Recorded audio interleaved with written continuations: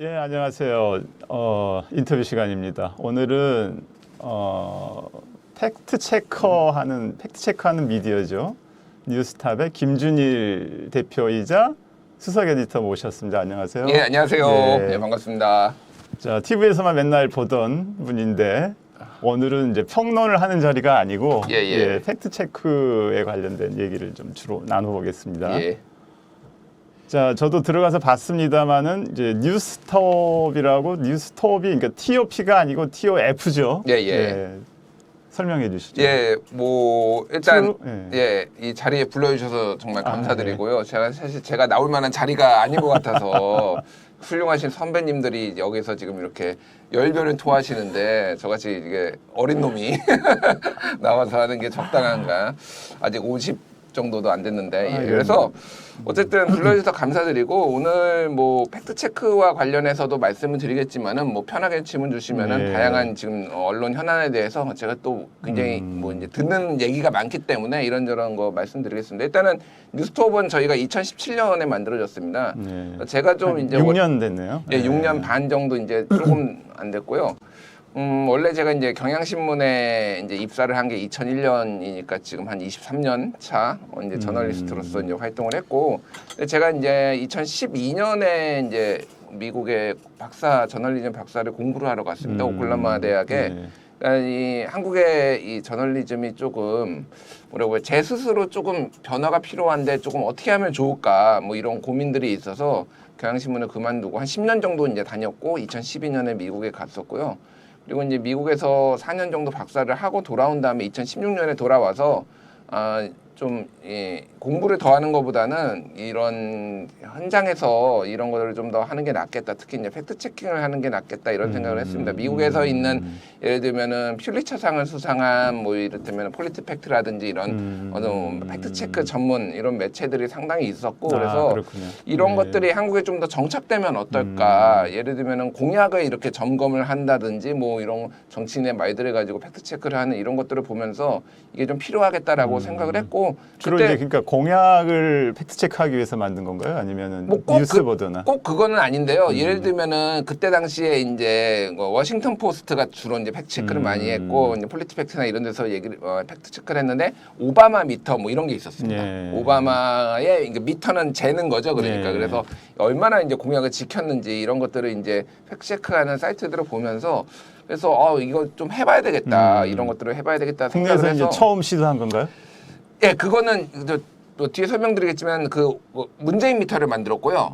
지금 윤석열 미터를 운영 중입니다. 예, 그래서 문재인 미터 공약 문재인 대통령이 민주당이 건 공약을 이제 5년 동안 추적을 해가지고 이거를 다 공약 이행률이 얼마나 되는지 50% 조금 넘었어요. 거기까지 갔나요? 문재인 정부 공약 이행률이 그리고 윤석열 정부는 그거보다는 낮습니다. 어쨌든 근데 뭐 이렇게 추적을 하고 있고요. 그래서 어쨌든 2017년에 만들었는데 뉴스톱이라는 거를 지인들과 주로 이제 언론인들 지인들과 이제 만들었는데 뭐 당시 대선이 있었기 때문에 상당히 많이 팩트 체크 자체도 이제 조명을 좀 받았고 그래서 지금 어떻게 하다 보니까 지금 6년째 지금 하고 있습니다. 예. 지금 그 모든 전문가는 팩트 체커다가 이제 캐치프레이즈인 거죠.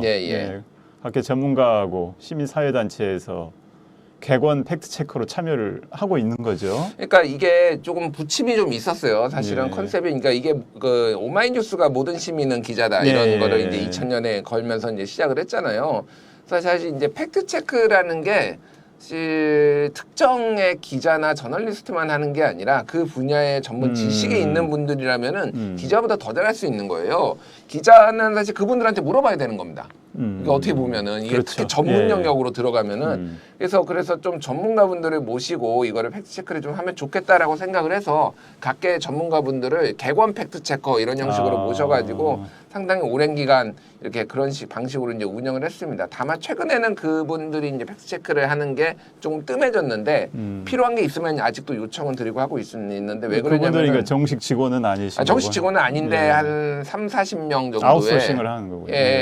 근데 그분들한테 드리는 원고료도 만만치 않고 그렇군요. 사실은 몇 분이나 되세요, 그분들? 한 40명 정도 됩니다. 거기에는 뭐 분야별로 이렇게 뭐 꼭 정치만 있는 게 아니에요. 예. 그래서 되게 다양한 분야에 뭐 과학자도 있고 예를 들면은 뭐 이렇게 해서 되게 좀 다양한 분야의 팩트 체크를 했는데 이제 그 애로사항이 있었는데 그분들이 사실은 굉장히 바쁘신 분들이고 첫 번째 예. 전문가니까 바쁘겠죠. 그리고 그분들의 원고 가격이나 시장 가격이라는 게 이 높잖아요. 저희가 그거를 사실 이게 조달이 안 됩니까? 충족시켜 드릴 수 없는 거죠. 그러니까 예. 이분들에게는 일종의 이제 자원봉사까지는 아니지만은 조금 의무감을 가지고 해달라고 하는데 저희가 쪼지 않으면 안 쓰지 않으세요.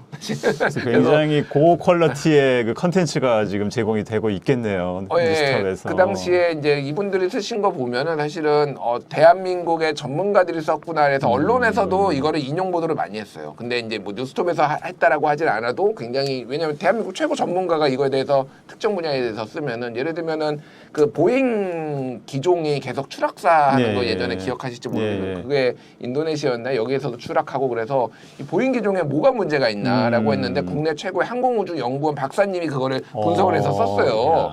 근데 이거를 얼마 뒤에 뉴욕타임스가 거의 뉴욕타임스가 베꼈다는 얘기가 아니라 이분의 관점이 맞았던 거죠. 근데 뉴욕타임스가 쓰니까 이거를 그 다른 데가 갖다 쓰더라고요. 일종의 특종을 한 거였네요. 뭐 특종이 뭐 중요하다라고 생각은 안 하지만 어쨌든 전문가들의 시각은 저는 존중해야 된다. 그래서 일단 그런 게 중요하다. 팩트 체크는 일단 대상이 그러면 어떤 겁니까? 일상생활에 있는 모든 어떤 편견이나 선입견이나 뭐 고정관념 이런 게 다 지금 포함이 되는 거예요? 다 포함이 됩니다. 정치인의 뭐 공약이나 발언 이런 것도 다 포함이 되는 거예요. 미국에서 팩트체크 저널리즘이 시작된 거는 이제 CNN이 90년대 초반에 팩트체크 코너를 만들었어요. 아예 그 코너를. 그래서 여기에 이제 AD 이제 광고 체크가 있었고 팩트 체크가 있었는데 이런 게 코너를 시작해서 사실은 정치 분야에서 시작한 거는 맞지만은 지금은 이 팩트 체크 저널리즘이라는 게 꼭 정치 한정된 건 아니고 요즘은 소위 말해서 이제 뭐 셀럽들의 잘못된 발언들. 그러면 본인이 그쪽에 잘 모르는데 그 사람이 굉장히 유명한 알려진 사람이라고 해서 그 사람의 말에 권위가 붙는 경우가 있거든요. 그렇죠. 과학 지식이라든지 의학 지식이라든지 막 그런 것들도 팩트 체킹 대상이고 제가 좀 굉장히 좋아했던 거는 가짜 명언 팩트 체크. 가짜 명함. 명언. 그러니까 우리가 지금 쓰고 있는 명언들 중에 이 사람이 그런 얘기를 한 적이 없는데 이게 굉장히 잘 퍼져 있거든요. 그래서 궁금하신 분은 가짜 명언 팩트 체크라고 한번 구글이나 이런 데 검색을 해보시면 뉴스톱에 시리즈로 쫙 나와 있을 거예요. 시리즈로. 예를 들면 이런 겁니다. 단재 신채호 선생이 얘기했던 역사를 믿는 민족에게 미래는 없다. 그렇죠. 신채호는 그런 말 한 적 없습니다. 그래요.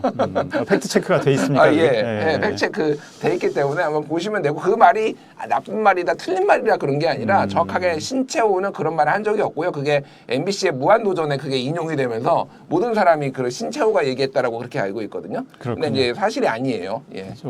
좋습니다.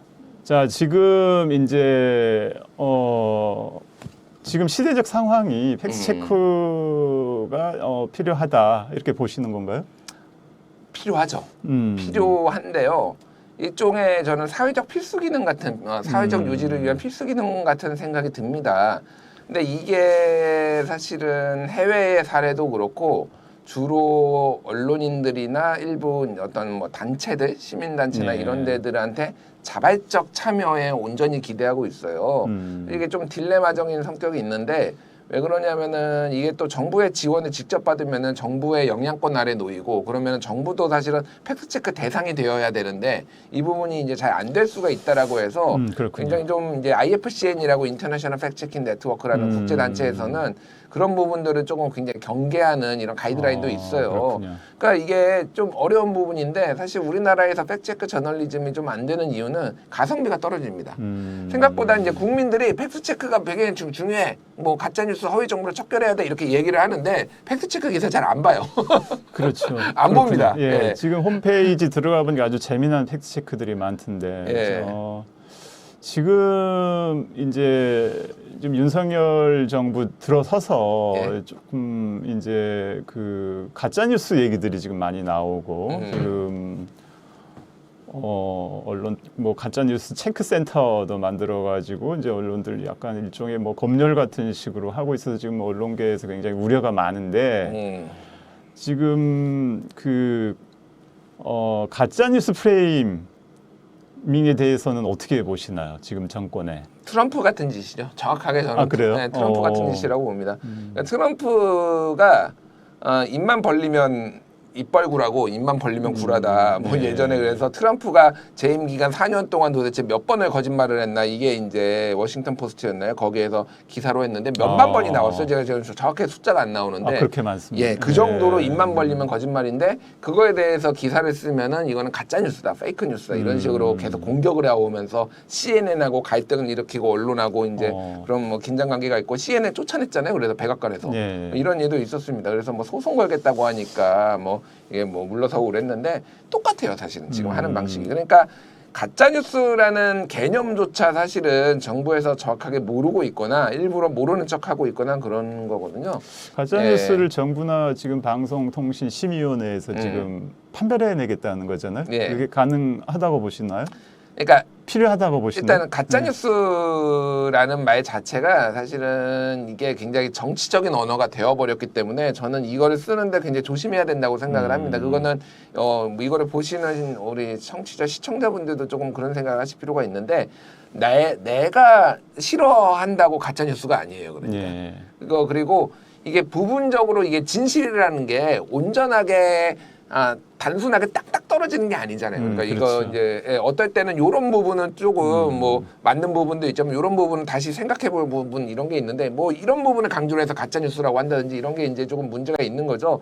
그래서 예를 들면은 지금 김만배 신앙님 그거를 이제 가짜 뉴스라고 얘기를 하면서 지금 방심위에서는 지금 억대의 과징금들을 지금 그 인용 보도한 KBS, MBC 뭐 이런 데들에 지금 YTN 이런 데 하고 있잖아요. 과징금을 매기고 있잖아요. 그러니까 그게 가짜 뉴스라고 볼 만한 근거가 없다는 거죠.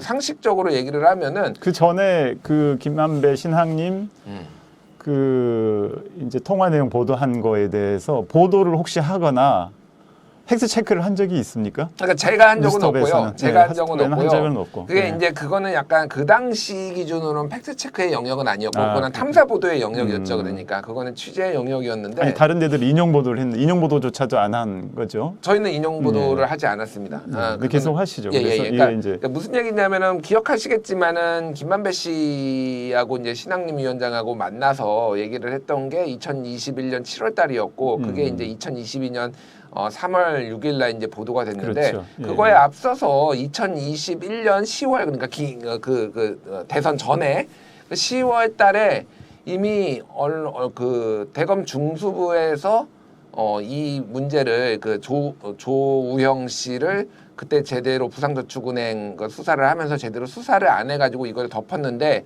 나중에 2015년에 수원지검에서 이거를 기소를 해가지고 결국 처벌을 유죄 판결을 받았죠. 유죄 판결을 징역형을 2년 반이었나 이렇게 받은 이제 사실이 나왔어요. 근데 이게 부실 수사가 있었다라는 거에 대해서는 대부분이 의심을 할 수밖에 없고 뭐 이런저런 뭐 얘기를 하지만은 이거는 문제가 있다라는 거고. 그거에 있어서 커피가 타줬네 안 타줬네 뭐 요 말을 한 거 자체가 그러면은 이게 이제 뭐 사실이냐 아니냐를 가지고 이제 그거 가지고 지금 그 가짜 뉴스로 보고 있는 거 그러니까 주된 내용이죠. 그게? 핵심은 아까 제가 말씀드렸지만은 핵심은 이거 아닌데. 특정 사안을 보험에 있어서 여기 이 부분은 핵심적인 부분은 이를테면은 대검 중수부에서 당시에 조우영은 이제 그때는 변호인이 대검 중수부장 출신의 박영수.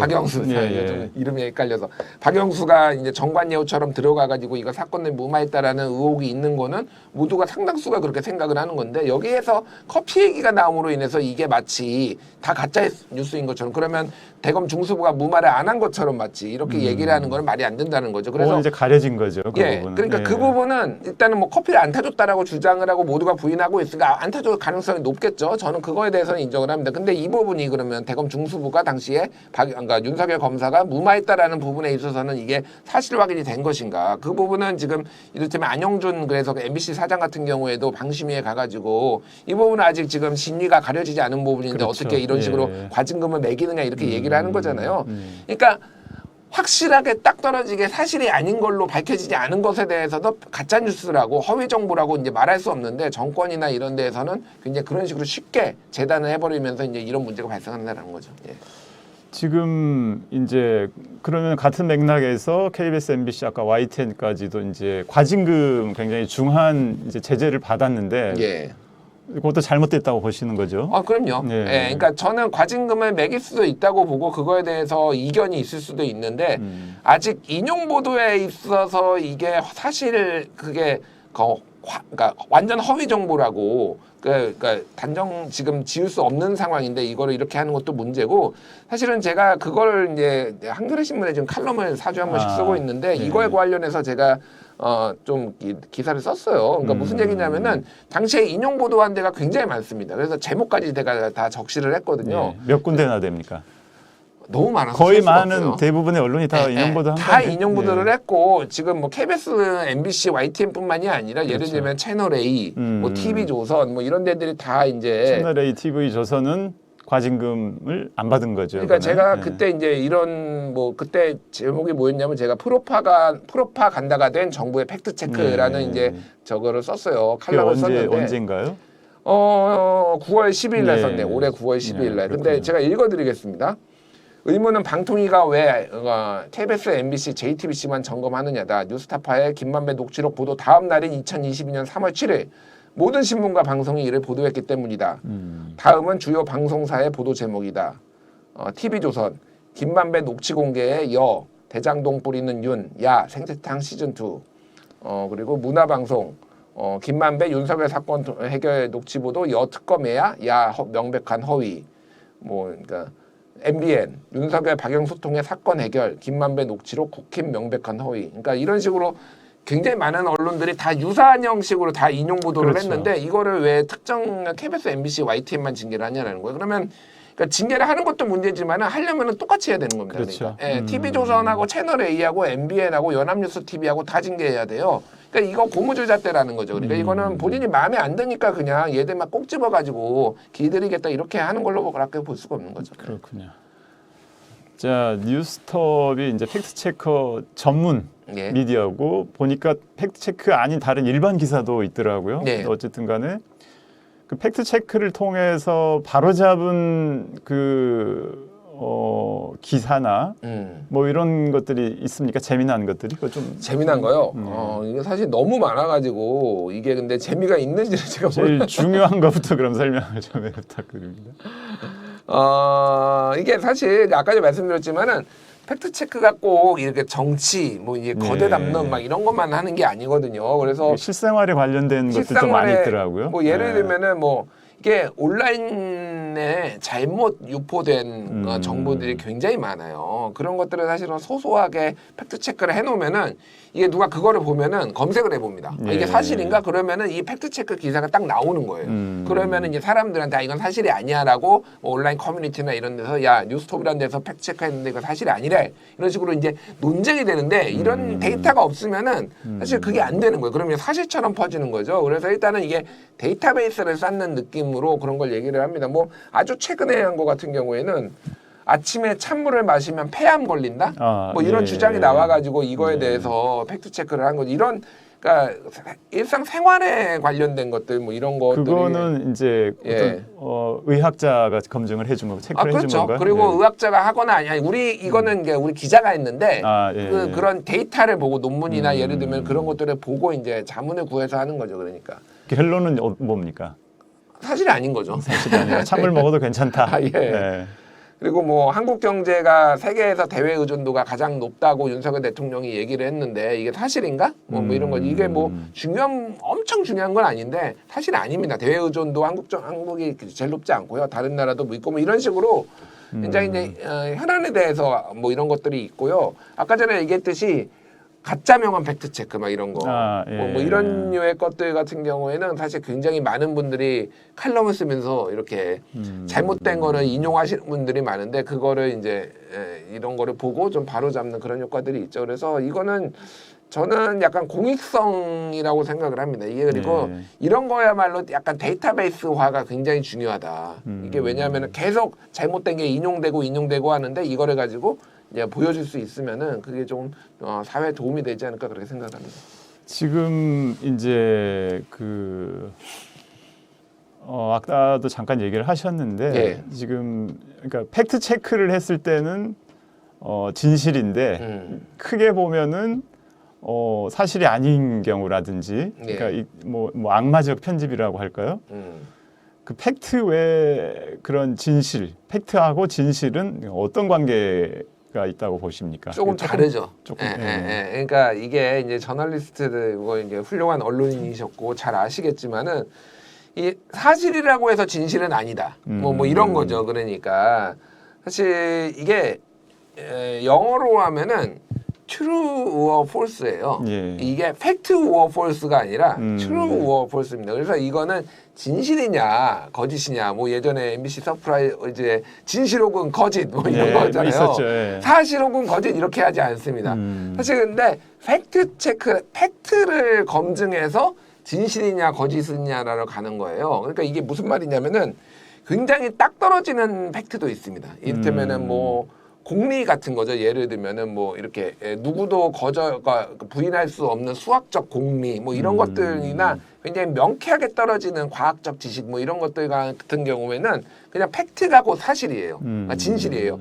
근데 우리 사회과학에서의 이 복잡다단한 현상 속에서 정말로 그러니까 딱 무 자르듯이 사실은 이게 이런 사실관계가 이런 부분이 있으니까 이게 진실이라고 얘기를 할 수가 이제 굉장히 어려워요. 사실 그래서 팩트체크 저널리즘 같은 경우에는 기본적으로는 이게 맥락 저널리즘이라고 이제 봅니다. 그러니까 이게 무슨 얘기냐면은 자 이런 팩트가 있어. 그래서 이게 이 사람이 얘기를 한 게 뭐 여기에서 온라인 커뮤니티에 나온 게 사실인지 거짓인지를 밝혔는데 이게 왜 이런 식으로 얘기가 나왔는지 이런 맥락들이 있어. 그러니까 이게 진실에 부합하는 거는 이쪽이야라고 이쪽의 가이드라인을 제시해 주는 거지. 굉장히 많은 부분은 팩트체크 저널리즘에서는 이게 너무 명쾌하게 얘는 진실이 아니야. 진실이라고 하기에 모호한 부분들이 상당히 있습니다. 그래서 어떤 데는 미국의 이제 팩트체크.org라는 가장 오래된 언론 팩트체크 전문 언론사인데 이거는 이제 유펜 산하에 있습니다. 유니버시티 오브 펜실베니아 산하에 이제 대학 산하에 있는 언론사인데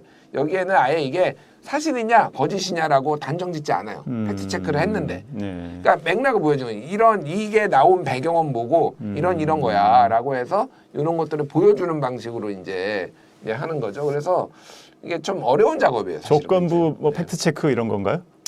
그러니까 조건부 팩트 체크를 하는 데가 이제 폴리티 팩트고 근데 우리나라 SNU 팩트 체크인데 예를 들면은 뭐 진실, 뭐 사실, 예를 들면 절반의 사실, 뭐 거짓, 약간 뭐 이를테면 뭐 대체로 사실, 뭐 대체로 거짓, 뭐 이런 식으로 약간 5단계, 6단계로 나눠가지고 이런 식으로 하는 건데 이거에 대해서도 조금 어려워하시는 분들도 있고 반발하는 분들도 있어요. 이게 뭐 대체로 사실이면 도대체 이게 뭐란 얘기야? 뭐 이렇게 생각하시는 거 이제 저널리스트 중에서 말씀하시는 분들도 있는데 또 양단적으로 이렇게 얘기하기가 곤란한 경우가 어려운 게 너무 거군요. 많은 거죠. 그러니까 일종의 타협의 산물인데 이게 또 못마땅해 하시는 분들도 있고 근데 그렇죠. 사람들이 보기에는 어쨌든 조금 이렇게 말을 뭐라고 결정이라도 해주면은 좀 더 직관적이니까 이런 게 필요하다라고 얘기하는 분들도 있고 그래서 조금 어려운 부분입니다. 그런 작업들은. 예. 얼마 전에 이제 조선일보에서 그 서울대 언론정보학과 교수 한 분이 윤성민 교수, 예, 아시나요? 알죠. 거기 예. 이제 SNU 팩트체커 센터를 운영을 하시다가 예. 네이버 정권 바뀌고 나서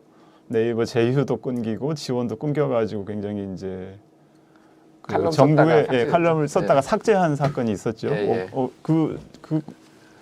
그 사건에 대해서는 어떻게 보시나요? 그 칼럼 삭제가 아니라 그 SNU 팩트체커 센터에 대한 지원이 이제 물론 이제 정부가 지원한 것은 아니지만 네이버에서 지원을 하다가 지금 팩트체크 기능마저도 지금 위축되는 거 아닌가 그런 생각이 들거든요. 그죠? 그러니까 그거를 좀 설명을 드리면은 윤성민 교수 같은 경우에는 서울대 이제 대표적인 이제 보수 그렇죠. 이제 성향의 조선일보에 계속 칼럼을 해오셨던 분이잖아요. 뭐 조선일보 독자위원회도 하고 조선일보하고 그렇군요. 굉장히 밀접하게 이제 같이 뭐 했던 분이고 뭐 저는 뭐 이제 진보냐 보수냐 그게 중요하다고 생각하지는 않아요. 각자의 입장이 있으니까.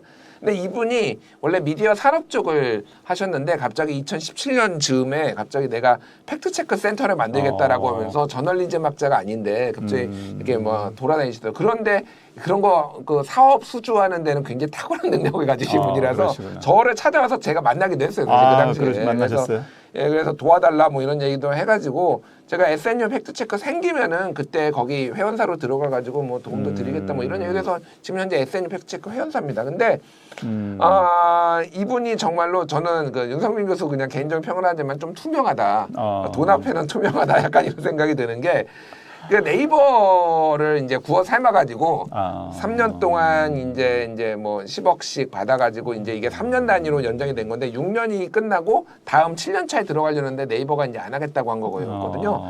이거는 정부에서 너 하지 마라고 네이버한테 말한 적은 저는 없다고 봅니다. 그런 방식으로는 안 해요, 정부도. 그런데 너무너무 투명하고 시그널을 명백하게 주는 거죠. 팩트 체크를 왜냐하면은 왜 그런 거죠? 일단은 문재인 정부 때 팩트체크 지원 예산들이 방통위를 통해서 시청자 미디어 재단을 통해서 이런 식으로 조금 팩트체크 넷이라든지 이런 시민 팩트체크 그게 이제 방송기자연합회나 PD연합회가 출자를 해가지고 만든 기관이었어요. 여기에 이제 들어갔는데 그때 국민의힘에서 문체부나 이제 과방위 의원들이 어마어마하게 이걸 공격을 했어요. 이제 정거 뭐 이게 뭐였지? 그러니까 국민의힘을 공격하기 위해서 이런 식으로 지금 이런 사람들 돈 주는 거 아니냐 막 이렇게 공격을 해가지고 결국은 예산을 거의 다 삭감해 버려가지고 팩트체크넷이 작년에 해산해 버렸습니다. 그냥 이 예산으로는 우리는 공익적 이 기능조차 유지할 수 없으니 그러니까 그런 식으로 팩트체크에 대해서 굉장히 공격을 많이 이제 윤석열 정부가 그 전에 국민의힘이 야당 시절부터 굉장히 해왔기 때문에 올해 이제 딱 그렇게 되는 순간 네이버에서는 야 우리 이러다 망하겠다 해서 이거 계속 하다가 그러니까 그냥 끊어버린 거예요. 그러니까 그 시그널을 근데 이미 1년 전부터 줬습니다. 사실은. 그렇군요. 1년 전부터. 뉴스톱은 괜찮습니까? 저희는 뭐 그 네이버한테 직접 돈을 지원받는 거는 아니라서 그거 이슈가 저희의 경영에 문제를 주지는 않는데요. 그냥 원래 어렵습니다. 원래 창간 때부터 지금까지 한 번도 흑자를 낸 적이 없기 때문에 뭐 개인적으로 약간 제 사재를 뭐 조금 더 넣어서 지금 뭐 유지가 되고 있는 상황이고요. 어쨌든 뭐 그렇습니다. 뉴스톱이 제대로 된 기능 역량을 발휘를 하게 된다면 아마 좋은 일이 있을 것 같습니다. 자, 지금 이제 확증 편향의 시대, 팩트 체크와 관련해서 일반인들한테 혹시 줄만한 팁이 좀 있습니까? 그러니까 이게 좀 어려운 부분 같아요. 아까 말씀드렸지만은 생각보다 이렇게 막 딱 떨어지는 게 없고요. 그렇군요. 그 진영 논리로 이게 들어가기 시작하면은 이게 좀 어렵습니다. 그러니까 뭐 여기 이 채널을 보시는 분들은 상대적으로 이제 민주당이나 야당의 성향이 많이 계실 텐데 그쪽에서 주장하는 게 항상 다 옳지는 않거든요. 그렇죠. 그래서 그 부분에 있어서 일단은 본인이 진영 논리에 갇힌 거는 아닌지에 대해서 자기 성찰이 좀 필요한데 이게 자기 성찰이라는 게 되게 어렵습니다. 사실 말이 쉽지. 그렇죠. 누구도 저도 안 돼요. 자 그러니까 누군가가 이제 그런 얘기를 해주고 여러 팩트체크 기사와 관련해서 여러 연구가 있는데요. 예를 들면은 내가 지지하는 정치인을 팩트체크해서 이거를 거짓말이다 비판하는 거를 하면은 둘 중에 이 정치인과 이 팩트체크 기사와 어느 거를 선택을 할까요? 정치인은 선택합니다. 정당이나 정치를 택하고요. 이거는 편향돼 있어. 이 기사는 이 언론사는 편향돼 있어. 이제 인지부조화에 따라서 인지부조화 이론에 따라서 그렇게 되는 거죠. 그러니까 하나를 버려야 되는 상황이 오면은 사실 그래서 정말 훌륭하게 팩트체크가 된 기사라고 하더라도 아니면 뭐 팩트체크 기사가 아니더라도 좋은 언론이라고 언론 기사라고 하더라도 내가 좋아하는 언론가 저기 정당이나 정치인을 비판적으로 보면 굉장히 공격적으로 이제 사람이 그거는 뭐 이제 여러 데이터로 나와 있어요. 그래서 제가 말씀드리는 거는 그런 부분에 있어서의 우리의 성찰 내부 성찰도 조금 필요하다라는 거가 하나가 있고 또 하나는 너무 특히 온라인 커뮤니티나 특정 그룹이나 단톡방에 있는 정보를 좀 과신하지 않았으면 좋겠습니다. 거기에서도 부분적으로 맞는데 큰 틀에서는 틀린 정보들이 생각보다 많거든요. 제가 굉장히 많은 단톡방 이거는 이제 취재용으로 뭐 도대체 이 세상에서는 무슨 일들이 돌고 있나 이런 걸 알기 위해서 제가 들어가 있고 보수 쪽도 막 들어가 있고 막 거의 뭐 태극기 부대 막 이런 데도 들어가 있고 뭐 민주 진보 진영도 들어가 있는데 물론 그 태극기 부대에서 나오는 거에 정보에 비하면은 민주진영은 약간 양반입니다. 굉장히 양질인데 이쪽에서 틀린 정보 굉장히 많이 올라와요. 그러니까 그래서 제가 일일이 또 막 하기도 그래요. 뭐 그러면은 막 아까 얘기했지 공격받고 그러니까 굉장히 피곤한 일이라서 제가 하지는 않는데 어쨌든 약간 그런 것들을 조금 한 번 더 검증하고 상대방하고 크로스 체킹하고 이런 노력들이 좀 필요하지 않을까 그렇게 생각합니다. 우리 국내 언론사들은 이제 오보를 내도 예. 잘 인정을 안 하고 그러지 않습니까? 이런 기성 언론에 대해서 그러니까 오보를 인정하거나 그 코렉션하는 그러니까 정정하는 보도, 정정 보도에 좀 미온적인 국내 언론에 대해서 혹시 할 얘기가 좀 있습니까? 그러니까 좀 굉장히 아쉬운 부분이죠, 사실은. 예. 그리고 원칙적으로는 이제 오보를 내지 않으면 좋지만은 오보는 거의 불가피하다라고 봅니다. 왜 불가피하냐면 이제 언론에 계신 분들이 잘 아시겠지만은 이게 실시간으로 사실은 기사의 마감 시간이라는 게 예전 일간지는 하루가 다니고 뭐 주간지는 일주일이 다니고 뭐 이러다 보면은 추후에 발생을 하거나 마감 시간 때문에 제한적으로 취재가 안 되는 경우가 있거든요. 네. 거기에서 이제 이게 부분적 오보 아니면 큰 틀의 오보 뭐 이런 것들이 발생을 하는 건데 일단은 저는 오보에 좀 솔직했으면 좋겠고 사실은 그 이제 한동안 오보 문제 때문에 징벌적 손해배상제 얘기가 나왔잖아요. 그렇죠. 예. 이게 이제 언론에서 그때 이제 강력하게 반발을 했고 저도 조금 위험하다 이거는 그러니까 예를 들면 조선일보 오보를 잡기 위해서 그러는데 나머지 전체 표현의 자유를 위축시킬 수 있다라고 해서 좀 그런 우려를 냈는데 그때 당시에 언론계들이 무슨 얘기를 했냐면은 징벌적 손해배상제는 언론의 자유를 위축시킬 수 있다. 그래서 언론 자율적으로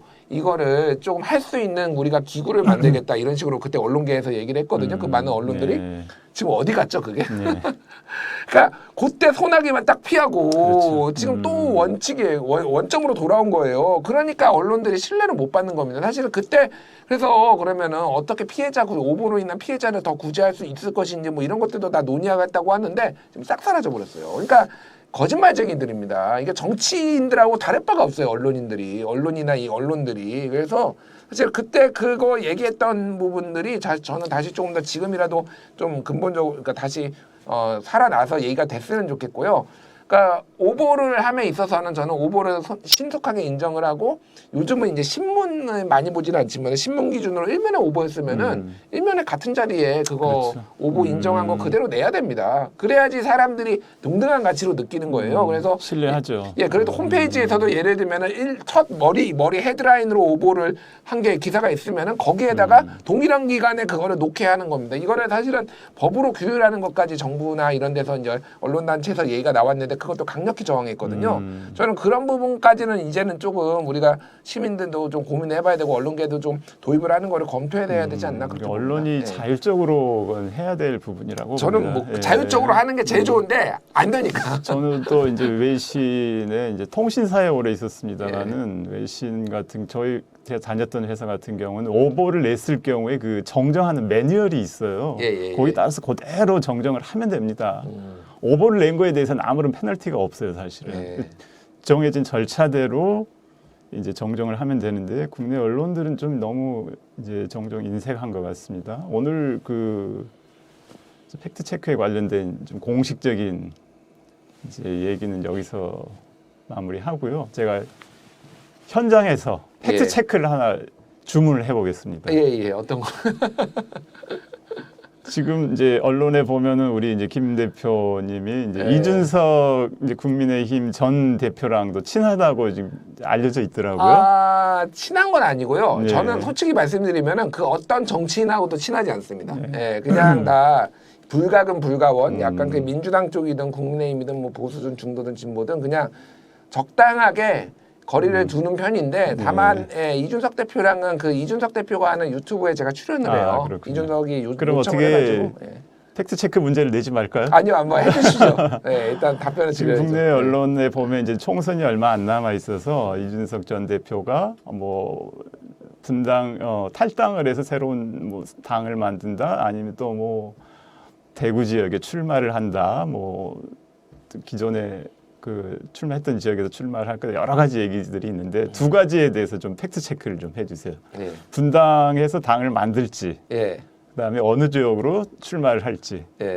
일단 제가 존경하는 선배님이 이렇게 중요한 미션을 주신 것에 대해서 좀 죄송하다는 말씀 먼저 드리면은 이거는 이제 팩트 체크의 영역은 아니고 예측의 영역이죠. 정확하게는 이제 예측, 예견. 그래서 팩트 체크가 아니라는 거를 먼저 말씀을 드리고 그냥 제가 사실은 이제 방송에 굉장히 많이 나와요. 그러니까 한 주에 한 20번 정도 이상 제가 방송을 주로 이제 뭐 지상파나 뭐 이런 데만 주로 나가는데 그러니까 이준석 대표의 발언이 이제 뭐 가능성이 있다 이런 식으로 얘기를 한 거니까 저는 이제 그 팩트 체크 영역으로 보고 있습니다. 그러니까 그 말이 지켜질 것인지. 그게 이제 제가 말씀드린 건 뭐냐면은 거기에 나가는 거에 성격이 상당수는 팩트 체크를 하러 나갈 때도 있지만은 상당수는 약간 시사평론가 성격으로 그렇죠. 이제 많이 나가기도 합니다. 그래서 이제 약간 정치를 보는 눈 그리고 정치권에서 나오는 여러 가지 소식들 이런 거에 굉장히 많이 제가 생각하시는 것보다 많이 한다 이렇게 말씀드리면 될 것 같고 이준석 대표는 그냥 신당을 안 만들 수 없는 상황으로 가고 있어요. 지금요? 예, 안 만들 수 없는 상황으로 가고 있는 게 전략적으로 이를테면은 의도적으로 좀 용산을 도발하고 있고요.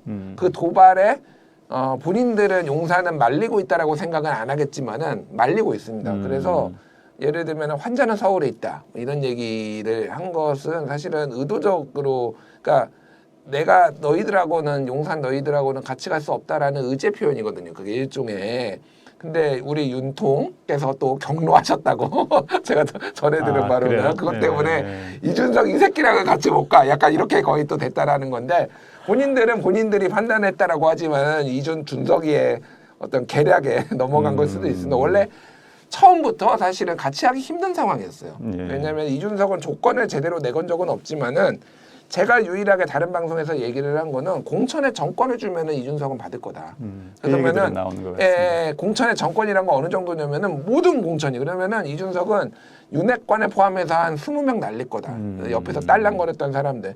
그리고 이거 제가 요거는 이제 또 간접적으로 들은 건데 이준석은 뭐냐면은 국민의힘의 정강 정책에서 보수란 단어를 다 빼려고 합니다. 그래요. 예. 보수란 단어 자체를 다 빼려고 해요. 그러니까 진보당이 되는 건가요? 아니요. 그게 아니라 이념이 중요한 시대가 아니라는 거예요. 사실은 그게 저는 민주당이 굉장히 그러니까 민주당에게 위협적인 일이 될 거예요. 그러겠네요. 근데 그런 일이 벌어지지 않아요. 일단은.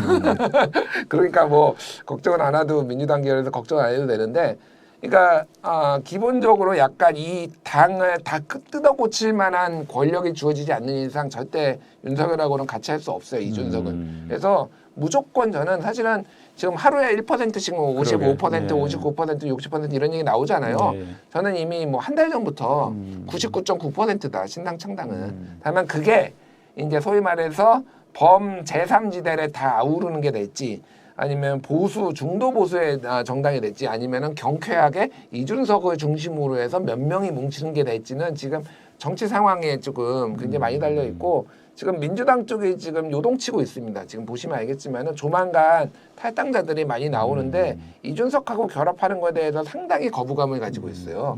어린 놈이 송영길 대표가 얘기했듯이 어린 놈이 뭐 이런 약간의 우리나라 특유의 약간 정서적 거부감. 저는 약간 꼰대 스타일이라고 보는데 그런 것도 있어요. 이제 이준석 전 대표한테 한 얘기가 아니고 한동훈 장관. 예, 그렇죠. 그러니까 맥락을 아시리라고 보고 제가 이제 말씀을 드린 건데 뭐냐면은 그 부분은 조금 지켜봐야 될 것 같은데 그거를 해소해줄 접착제 같은 역할들의 이제 정치인들 몇 명이 있어요. 그래서 이준석 대표가 예를 들면은 그 중도가 됐든 그 제3지대 정당에서 대표를 저는 할 거라고 보지 않습니다. 그렇군요. 예.